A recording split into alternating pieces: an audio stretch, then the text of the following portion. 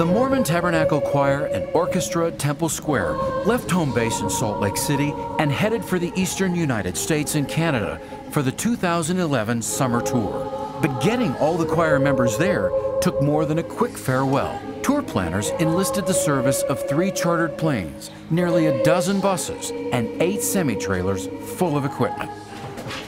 Okay, now we got to push it in another foot. The 360-member choir performed 7 concerts in 5 cities in 8 days, performing the kind of rousing, inspirational music they are internationally famous for.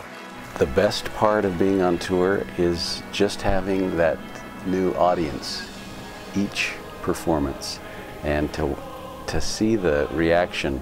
That part really doesn't ever get old. It wasn't the first time the choir has been to places like New York and Virginia, but part of this year's tour included a first of its own, a surprise street performance at Colonial Williamsburg in Virginia. Visitors to the historic site were treated to a musical feast as choir members dressed down from their usual concert attire, sported casual clothes, and started singing patriotic favorites. Yankee Doodle, keep it up, Yankee Doodle dandy, mind the music and the steps and with the girls behind me. I invite you all to give yourselves a hand. You've just participated in a live performance with the world-renowned Mormon Tabernacle Choir. It was so exciting to think that we actually had the opportunity not just to hear the Mormon Tabernacle Choir in person, but to actually sing with them.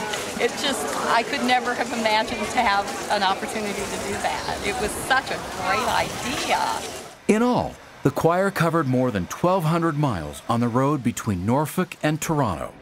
And it was in Toronto that President Monson was able to meet up with the choir and offer his own perspective from the city where he once served as its mission president. Perhaps you've listened to their albums or seen them on television. Until you've experienced a live concert, however, you cannot appreciate all that they have to offer. Toronto's concert brought together audiences from all across the world, including a man who traveled all the way from England just to hear the choir live in concert. I just find their music so inspiring. It is absolutely wonderful. In fact, so much so, it makes my hair stand on end, as I've told my family many times before.